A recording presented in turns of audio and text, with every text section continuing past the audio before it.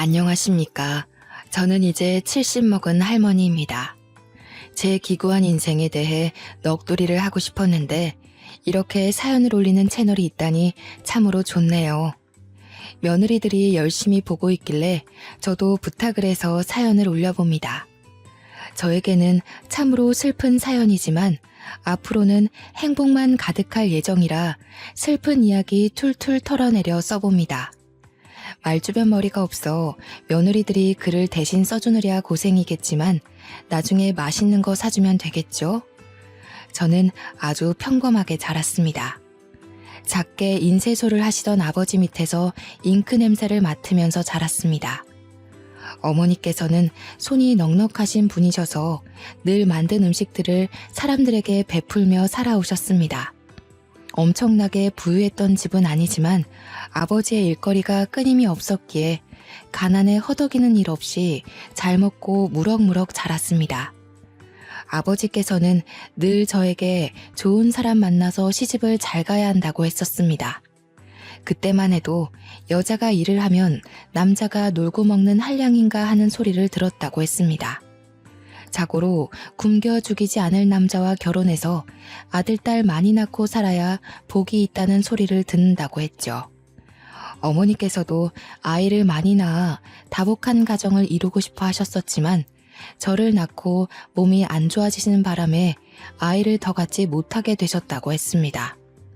하나뿐인 딸이기에 얼마나 애지중지 키웠겠습니까? 그런 저에게 소위 말하는 좋은 남자가 생겼고 양가의 축복 아래 결혼도 하게 되었습니다. 하지만 결혼하고 나서 점점 상황이 이상해졌습니다. 갑자기 시아버지께서 심장마비로 객사를 하셨고요. 시어머니께서는 시아버지를 잃은 슬픔에 시름시름 앓다가 돌아가셨습니다. 결혼하자마자 치룬 장례에 저는 정신이 없었습니다. 거기다가 두 분의 상을 치룬 지 얼마 안 되어 저희 아버지 인쇄소에 불이 나서 주변 건물들까지 손해를 끼치고 말았습니다. 한순간에 전 재산을 잃고 주변 상가에게도 피해를 변상해야 했습니다. 그래도 저는 두 분 건강에 이상이 없다는 것만으로도 감사했습니다. 하지만 빚더미에 앉게 되었습니다. 그때는 보험이랄 것도 제대로 없어서 피해 변상은 고스란히 아버지의 몫이었습니다. 저희 남편은 제 부모님의 몫의 빚까지 떠안아 주겠다고 했습니다. 저는 면목이 없었죠. 하지만 정말 좋은 남자였습니다. 저에게 아무런 걱정하지 말라고 우리 마누라 고생은 절대 안 시킨다면서 본인 일을 늘리더라고요. 남편은 건설 현장에서 타일을 붙이는 일을 하는 타일공이었습니다. 몸이 매우 힘들지만 일을 하는 만큼 돈을 벌 수 있는 직업이었습니다. 남편은 일을 늘려서 하루 종일 집에 붙어 있지 못했습니다. 그런 남편을 보면서 저희 친정 부모님은 참 마음 아파하셨습니다. 그러다가 어깨를 다친 남편이 잠시 일을 쉬게 되었어요. 목구멍에 풀칠이라도 해야 하는데 너무나도 걱정이 많았습니다. 제 걱정이 늘어나고 한숨이 늘어날 때마다 남편은 늘 미안해했습니다. 미안해 여보, 내가 다치지만 않았어도.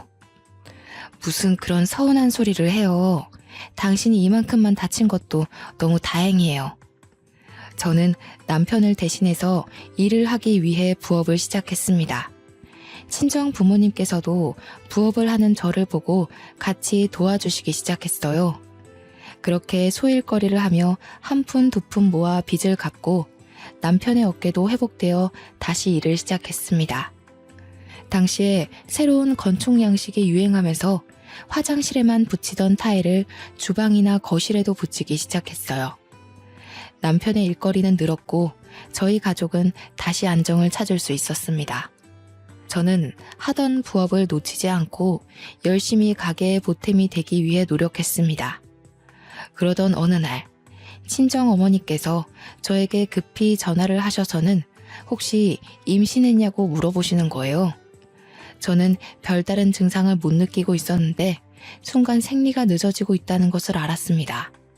그래서 왜 그러느냐 여쭈어 봤더니 글쎄 친정어머니 꿈에 황금거위가 날아와서 황금알 하나를 품에 쏙 안기고 사라졌다는 거예요. 내가 태몽을 꾼 게 확실하지? 아직 몰라요. 생리가 좀 늦어지긴 하는데. 어머 얘, 그럼 임신이 맞나 보다. 근데 내가 이게 태몽인지 아닌지 조금 헷갈렸던 부분이 있는데. 꿈 끝이 별로 안 좋았어요? 아니 글쎄, 내가 알을 잘 품고 가다가 돌부리에 넘어져서 알을 깨트렸지 뭐야.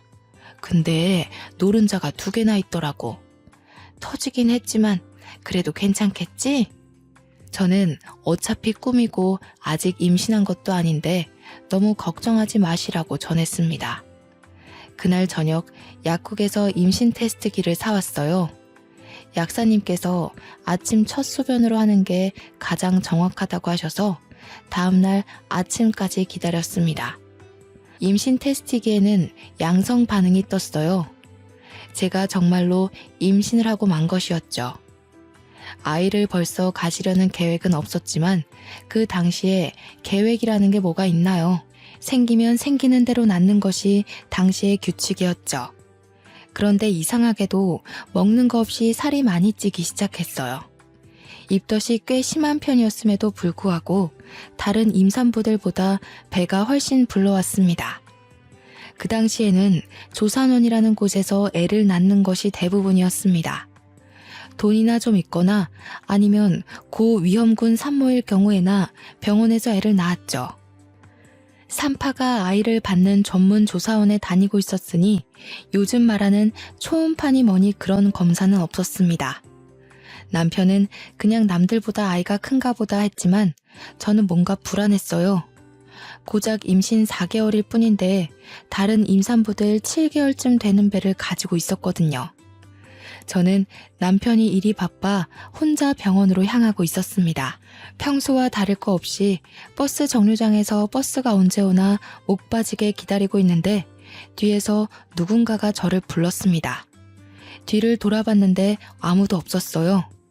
영 꺼림칙해서 앞을 보려는데 다시금 소리가 들려왔습니다.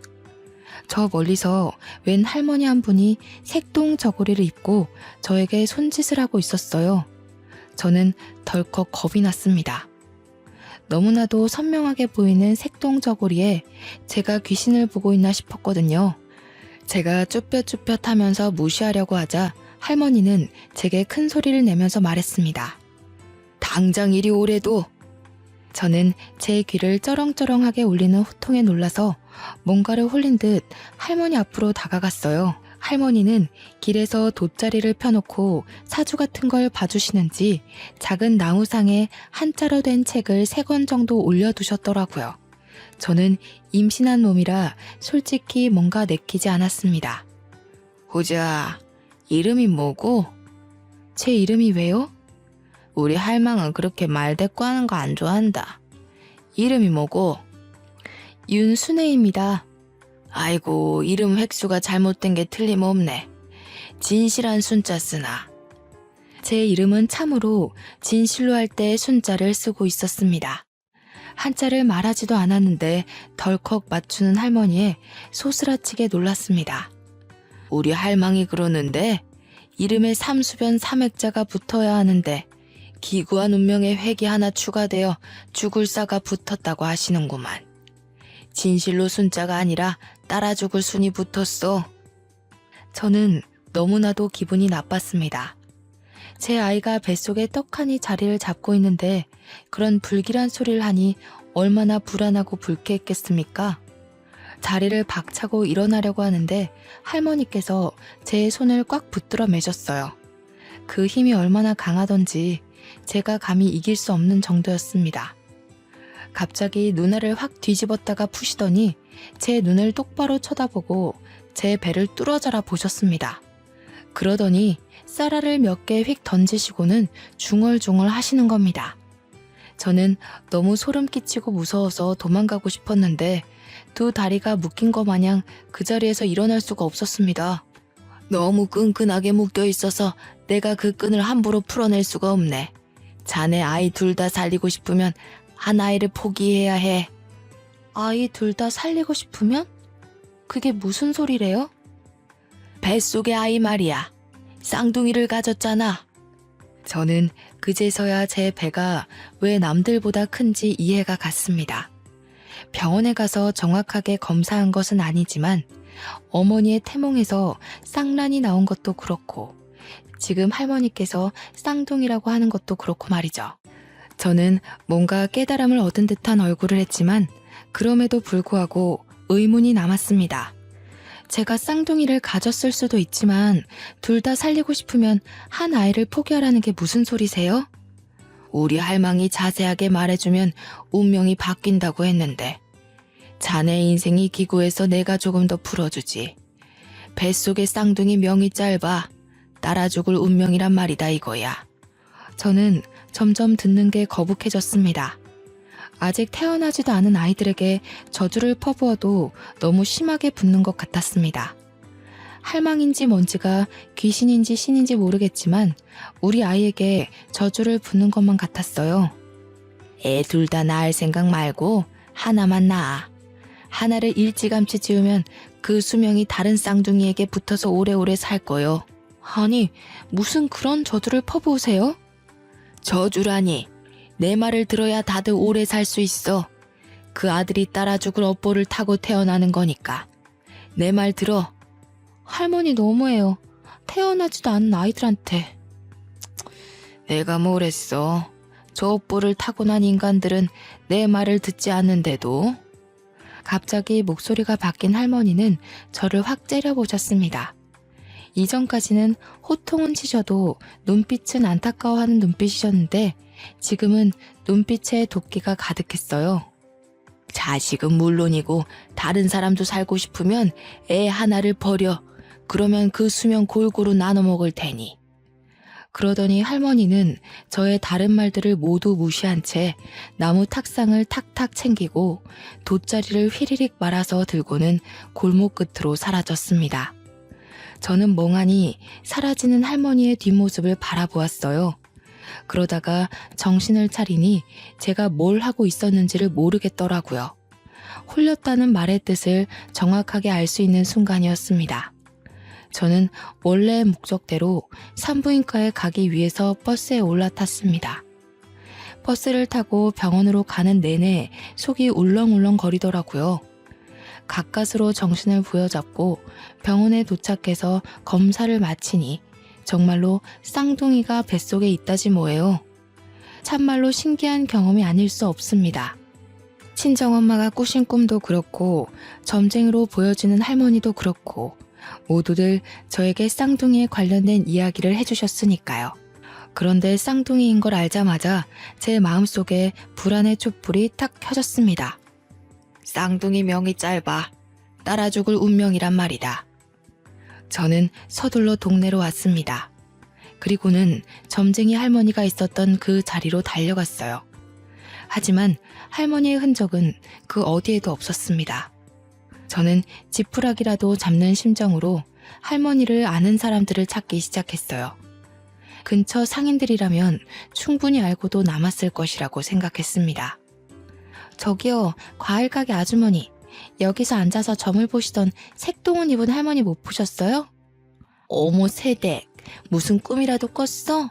이 근처에는 그런 점쟁이 할멈 없어. 내가 여기서 장사를 10년 넘게 했는데 그런 할머니는 못 봤는걸? 아까 한 2시간 전만 해도 있었는데 참말로 못 보셨어요? 색동옷을 입었으면 눈에 딱 띄었을 텐데 난 못 봤어. 여기서 색동옷 입고 앉아 있었다가는 미친 사람으로 오해받기 딱 쉽지. 나도 그런 할머니는 본 적이 있는데 새댁이 잘못 본 거 아니야? 저짝 골목 끝으로 가면 무당집이 하나 있긴 한디. 근데 뱃속에 애도 있으면서 귀신이라도 붙어오면 어떡해? 저는 마지막 상인분의 말씀을 기억해두고 골목 끝에 있는 무당집을 찾아갔습니다. 임신해서 부른 배를 하고 들어가기 좀 무서웠지만 금방 점쟁이가 버선발로 나와 저를 맞이해 주었습니다. 하지만 제가 낮에 봤던 할머니가 아니었어요. 저는 점을 보지 않겠다고 하고는 다시 나왔습니다. 그 이후로도 며칠을 버스 정류장 앞에서 할머니가 앉아있던 곳을 바라보며 기다렸지만 그 할머니는 영영 나타나지 않았습니다. 정말 소름이 쫙 돋았어요. 그 할머니는 도대체 어디서 나타나 저에게 말을 걸고 사라진 걸까요? 뱃속에 제 아이가 쌍둥이라는 것은 어떻게 알았을까요? 저는 좋은 것만 생각하기로 결심했습니다. 나쁜 기억들은 모두 지우기로 했어요. 그저 제가 아이들을 더욱 잘 살피고 위험하지 않게만 키우면 될 것이라고 생각했습니다. 시간이 흐르고 흘러 조산원에서 저는 쌍둥이를 낳았습니다. 꼬박 20시간이 넘는 진통 끝에 자연분만을 했고 둘째 아이가 조금 늦게 나오는 바람에 덜컥 겁을 먹었지만 능숙하신 조산사가 아이를 잘 꺼내주었습니다. 둘 다 일란성 쌍둥이로 아들이었는데 너무너무 예쁘고 귀여웠습니다. 남편은 타일 일로 바쁜 와중에도 아이들을 보느랴 시간 가는 줄 몰랐습니다. 더군다나 제가 난산이었기 때문에 제 몸까지 살펴주느라 정말 고생이 많았어요. 처음 출산이다 보니 모르는 게 너무나도 많았습니다. 우리 아이가 왜 우는지 이유조차 모르면서 그저 끌어안고 달래기 바빴습니다. 친정 어머니께서 도와주지 않으셨다면 정말 하루가 어떻게 흘러가는지도 모르는 채 살았을 거예요. 가끔은 너무 울어대는 쌍둥이들 탓에 정신이 나갈 것 같았지만 그럼에도 내 새끼라 그런지 정말 예뻤습니다. 잘 때는 또 얼마나 천사 같던지요. 아이를 키우며 정신없이 살았습니다. 너무 정신이 없어서 저희 친정아버지께서 암에 걸렸다는 사실도 모를 정도로 말이죠. 저희 쌍둥이가 돌이 채 되기도 전에 친정아버지는 암이 급격하게 번져서 돌아가시고 말았습니다. 수술이건 항암이건 손을 쓸 사이도 없이 그렇게 갑자기 말이에요. 아버지는 우리 아이들이 밥을 얼마나 잘 먹는지, 걸음마를 언제 뗐는지 엄마 아빠 하고 부르는 것도 모른 채 돌아가셨습니다. 저희 친정 어머니께서는 결국 외로움을 견디지 못하시고 저희와 합가를 하게 되었습니다. 합가를 하는 동안 아이들을 얼마나 극진히 보살펴 주셨는지 몰라요. 하지만 아이들의 웃음소리가 끊이지 않고 들려도 마음 한구석에 깊이 자리 잡은 외로움은 어떻게 채울 수가 없었습니다. 아이들이 커가는 속도가 참 빠르잖아요. 저희 어머니의 늙는 속도도 참 빨랐습니다. 어느 날부턴가 멍하니 창밖을 보면서 제게 말씀하셨어요. 나는 섬에 가서 살고 싶었어. 바다도 보고 산도 보면서 공기 맑은 곳에서 네 아버지와 그렇게 늙어가고 싶었지. 매일 아침마다 저에게 똑같은 소리를 반복하셨어요. 저는 그것이 아버지를 그리워하는 마음인 줄 알았는데 아니었습니다. 가끔은 요리를 하시다가 냄비를 태워 먹기도 하고 어느 날은 집이 몇 호였는지를 헤매기도 하셨지만 저는 별 대수롭지 않게 생각했습니다.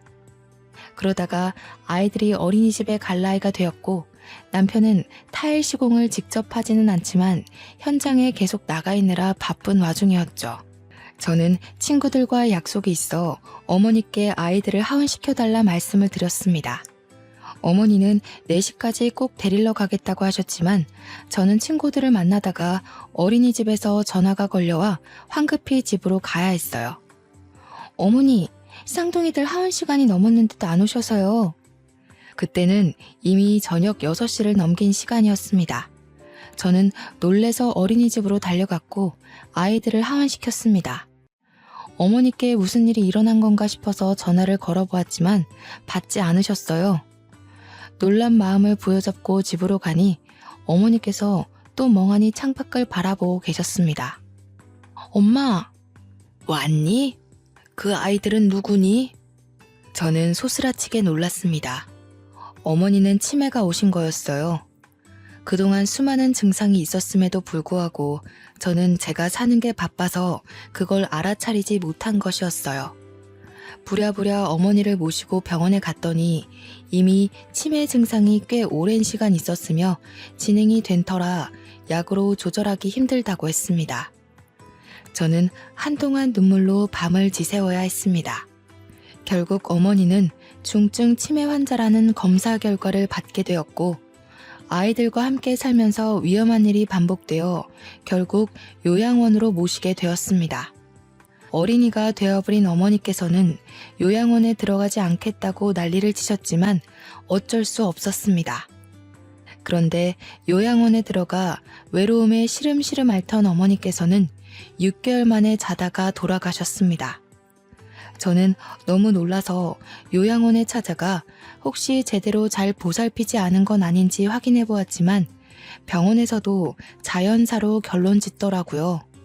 그때가 겨우 우리 아들들이 5살일 때였습니다. 저는 결혼부터 지금까지 시부모님, 친정부모님 4분을 모두 보내드려야만 했습니다. 문득 버스 정류장에서 우연히 만났던 할머니의 말이 떠오르더라고요. 자식들은 물론이고 다른 사람도 살고 싶으면 애 하나를 버려. 그러면 그 수명 골고루 나눠 먹을 테니. 소름이 끼쳤습니다. 정말 제 이름의 획순 하나로 이런 일이 벌어진 건가 싶었고요. 우리 아들들이 무탈하게 살 수 있는 방법이 무엇이 있을까 고민하게 되었습니다. 하지만 별다른 수가 없었죠. 병이 있는 것도 아니고 누군가가 우리 아이들을 위협하는 것도 아니었습니다.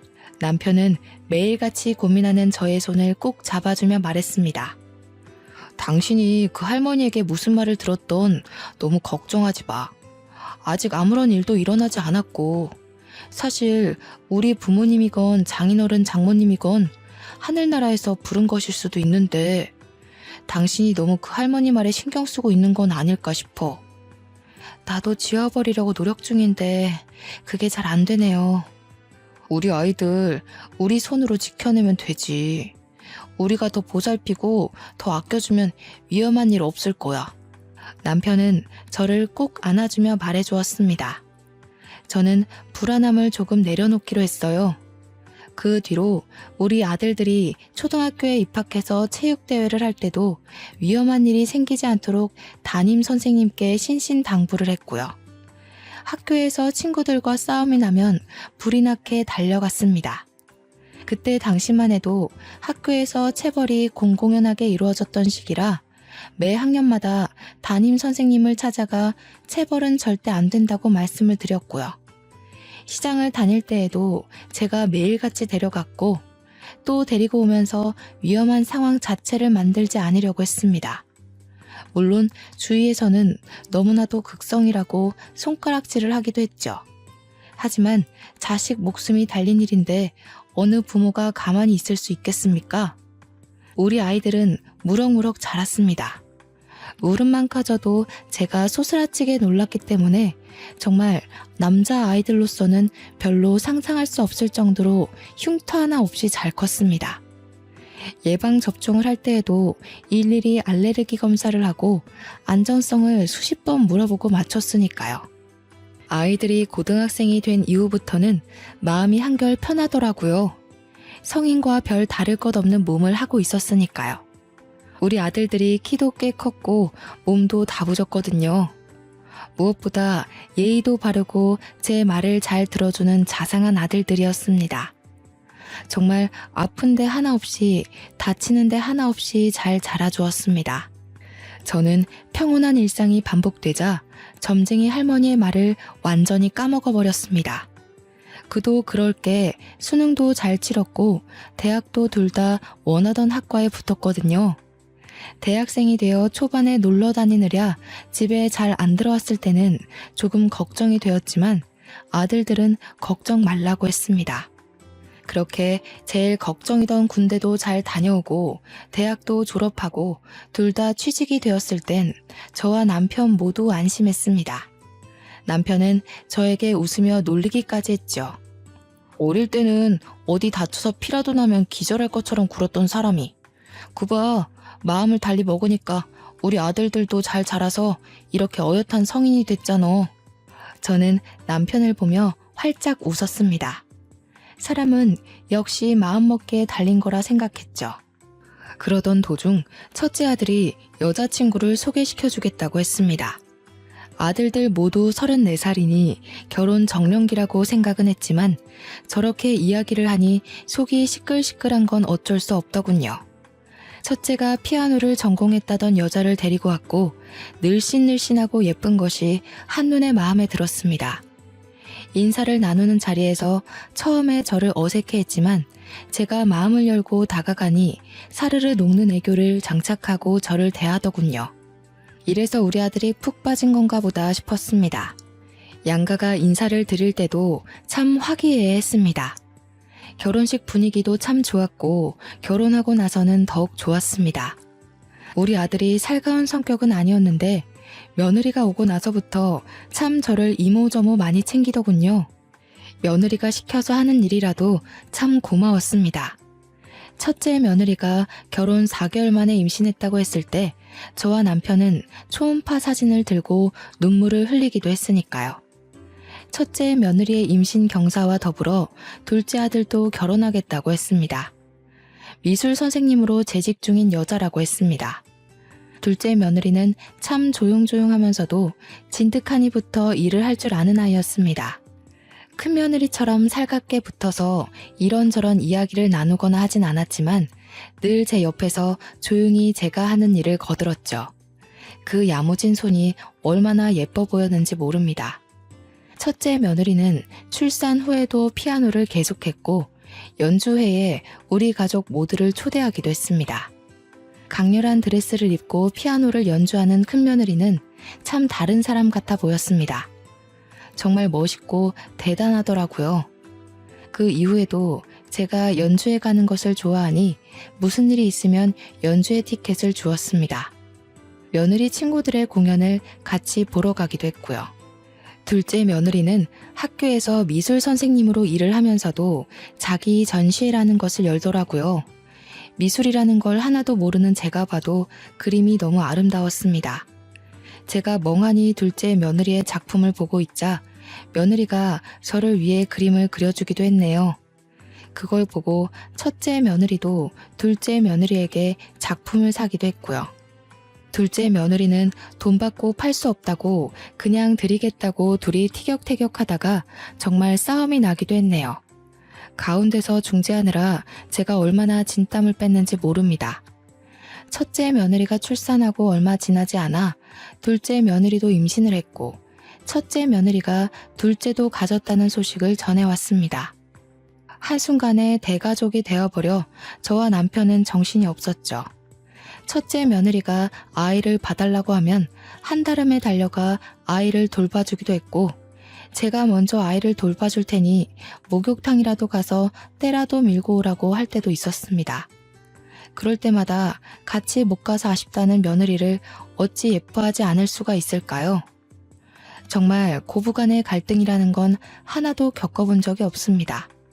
첫째네 손주 2명에 둘째네 손주 하나, 이렇게 세 아이를 동시에 돌봐 집안이 난장판이 되어도 참 즐거웠습니다. 며느리들도 저를 얼마나 의지했는지 모릅니다. 그러던 도중 저에게 또 한 번 시련이 찾아왔습니다. 하나뿐인 제 남편이 세상을 떠나버린 것이었습니다. 사고였지만 제 마음은 받아들이기가 힘들더라고요. 아들과 며느리들 손주들까지 할 거 없이 장례식장을 지키고 사돈 댁들도 전부 와서 저를 위로해 주었습니다. 첫째 며느리와 둘째 며느리 모두 남편의 몫까지 저를 챙기겠다고 진심의 눈물을 흘리며 약속했죠. 저는 너무나도 외롭고 쓸쓸했지만 매일같이 전화하고 자주 찾아오는 며느리들 덕에 그 슬픔도 훌훌 털어낼 수 있었습니다. 오죽하면 저에게 합가를 하자고 하는데 도무지 아들네 집에 얹혀 살 마음까진 들지 않더라고요. 대신 남편과 아이들을 키우며 한평생 살았던 집을 처분하고 작은 빌라로 이사를 갔습니다. 첫째와 둘째네 집 모두 가까운 동네로 말입니다. 집이 가까워지니 며느리들도 더 자주 저를 찾아오더군요. 저는 정말 시간 가는 줄 모르고 며느리들과 신나게 놀러 다녔습니다. 어찌나 서울 구석구석에 맛집이 넘치고 카페들이 넘치던지 생전 남편이랑은 가본 적도 없는 곳이었어요. 며느리들과 돌아다니면서 얼마나 재미졌는지 모릅니다. 그러자 둘째 며느리가 여행을 가는 것이 어떻겠냐고 묻더라고요. 생각해보니 남편이 살아있을 때 전부 다 같이 가족여행을 떠나본 적이 없었던 거예요. 아버님 살아계실 때 갔어야 했는데 너무 아쉽네요. 그래도 이번 여행에서 우리 재밌게 놀다가 와요, 어머님. 맞아요. 제가 고기 하나는 진짜 잘 굽거든요.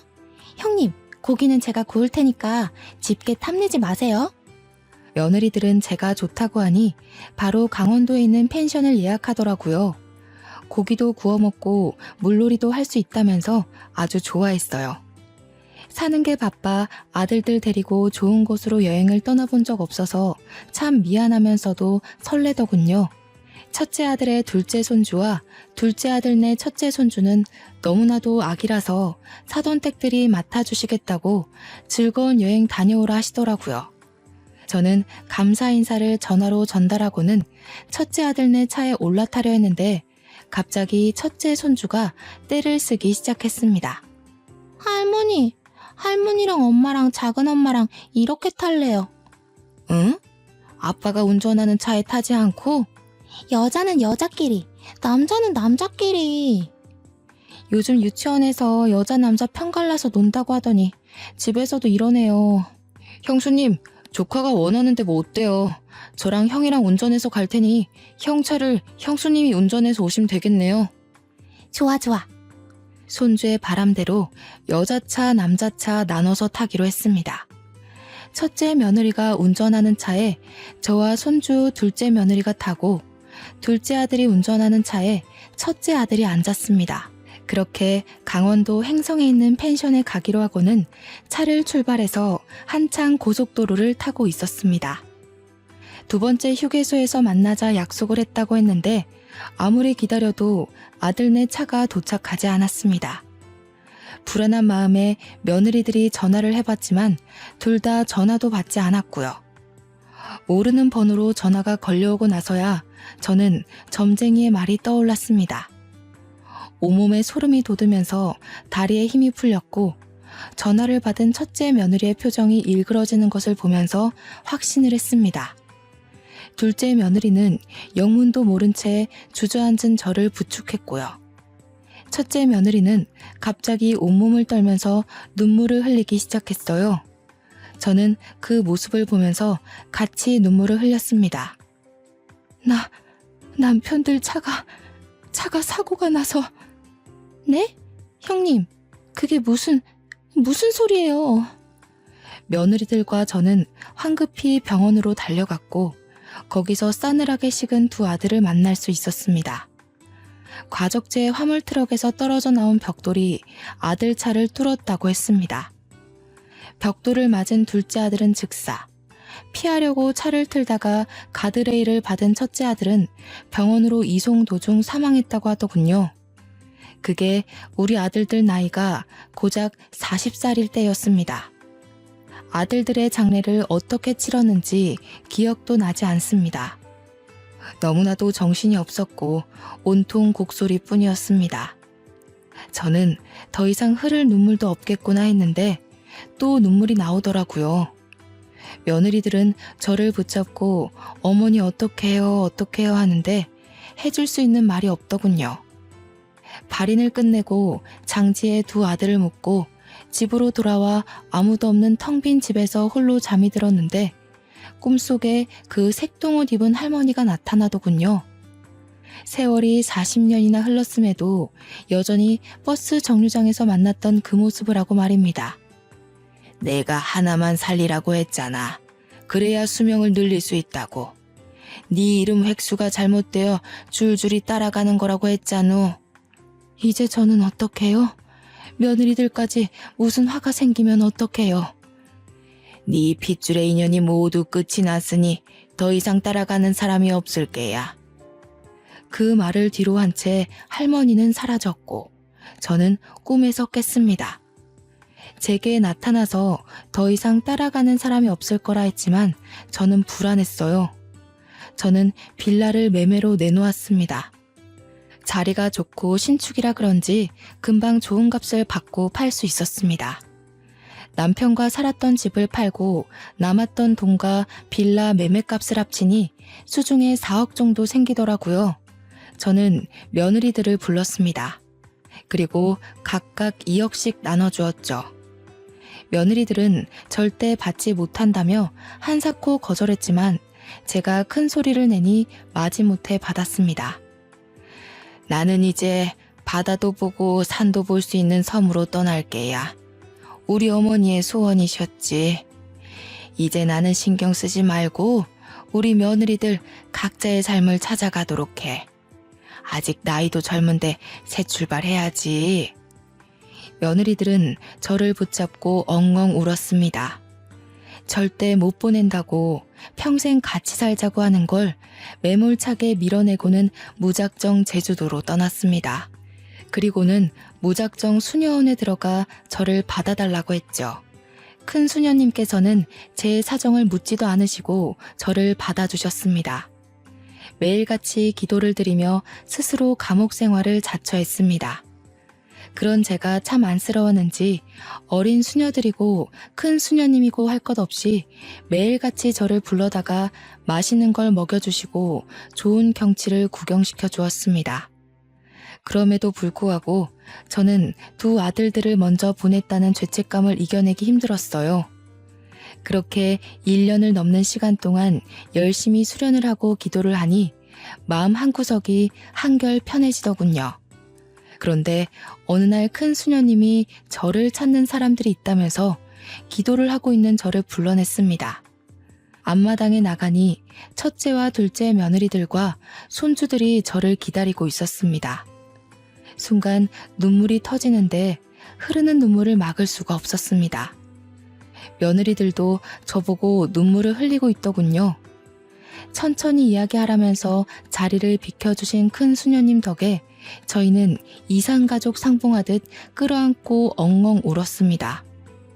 어디 가셨는지 알려주지도 않으셔서 정말 못 찾는 줄 알았어요.